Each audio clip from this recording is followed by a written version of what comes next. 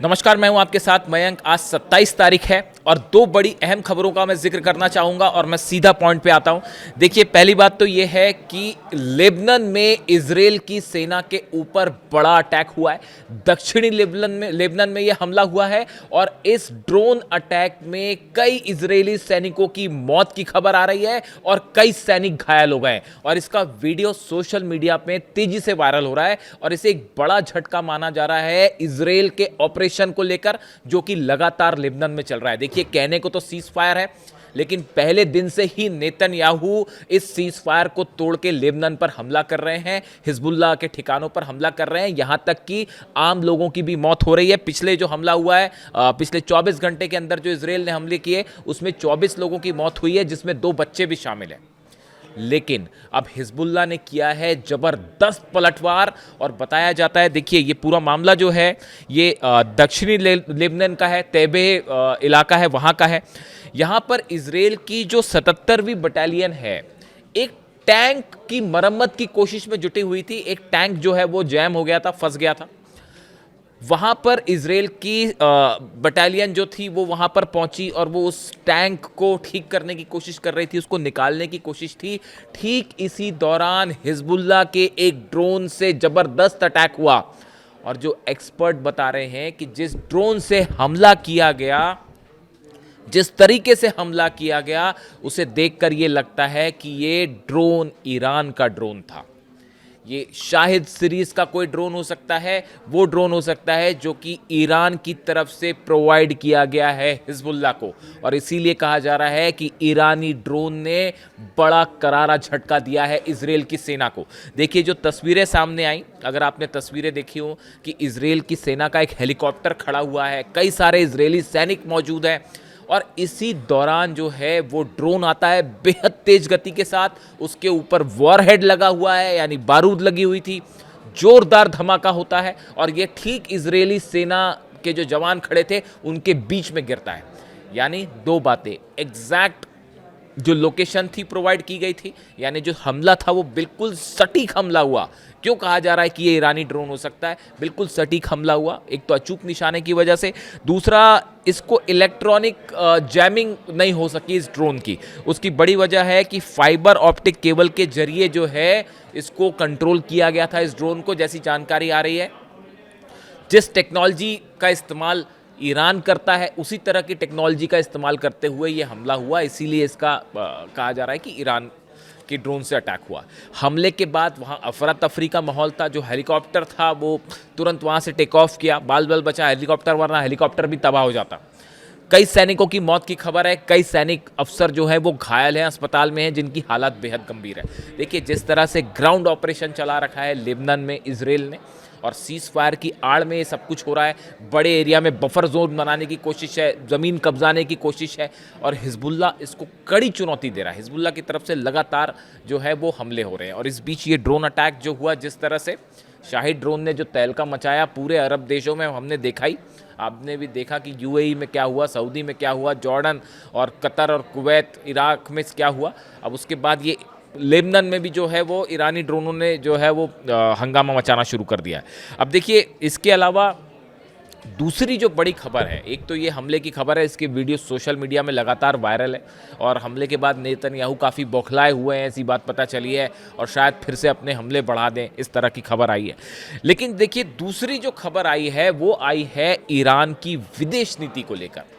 और पहली बार ये कहा जा रहा है कि ईरान ने अब ऐसा दांव चल दिया है जिसमें डोनाल्ड ट्रंप बुरी तरह से जो है, जितनी करारी हार जंग में हुई है अमेरिका की और डोनाल्ड ट्रंप की, उतनी ही करारी हार अब विदेश नीति के शतरंज का जो एक खेल है विदेश नीति का, उसमें भी अमेरिका की करारी हार हुई। इसकी वजह समझिए। अब्बास अराक्ची साहब, आपको पिछले 24 घंटे का घटनाक्रम समझना होगा और लिंक करना पड़ेगा। अब्बास अराक्ची साहब पाकिस्तान जाते हैं, ये मैं 2 दिन पहले की बात कर रहा हूँ। पाकिस्तान गए, उन्होंने अपनी तरफ से जो शर्तें थी वो रख दी और उसके बाद वो चले गए वहाँ से ओमान। ओमान जाते हैं, ओमान के जो सुल्तान हैं उनसे मुलाकात हुई। उसके बाद बताया जा रहा है कि वहीं पे ओमान से ही उनकी बात जो है सऊदी के जो विदेश मंत्री हैं उनसे बात होती है, तुर्की के विदेश मंत्री से बात होती है, इजिप्ट के विदेश मंत्री से बात होती है। उसके बाद फिर वो ओमान से फिर पाकिस्तान आए और पाकिस्तान आके बताया जा रहा है कि उन्होंने एक नया ड्राफ्ट जो है वो जनरल मुनीर को सौंप दिया, पाकिस्तान को सौंप दिया, जिसमें 3 अहम बातें लिखी हुई थी।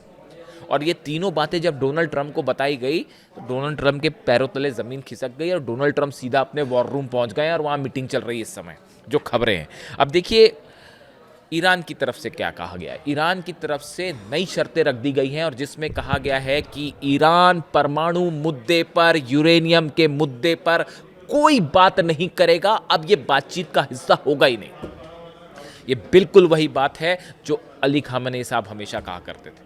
और देखिए पिछले 5 से 6 दिनों के अंदर मैं पहले ही वीडियो बना चुका हूं कि अब ईरान में असली कंट्रोल ईरान की सेना के हाथ में है, अहमद वाहिदी साहब के हाथ में है। और अब देखिए वो उसी एग्रेशन के साथ आगे बढ़ रहे हैं, उसी विजन के साथ आगे बढ़ रहे हैं जो अली खामेनी साहब ने ईरान को बताया था। अली खामेनी साहब, मैं बार बार इस बात को कहता हूं, वो हमेशा कहते थे अमेरिका से बातचीत करने का कोई मतलब नहीं है, अमेरिका ने जो करना है कर ले।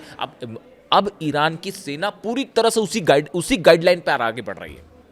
और अहमद वाहिदी साहब, मैं आपको बता चुका हूं उनके बारे में कि अब वो एक ऐसा स्टैंड ले चुके हैं ईरान की सेना का जो जनता चाहेगी वही होगा।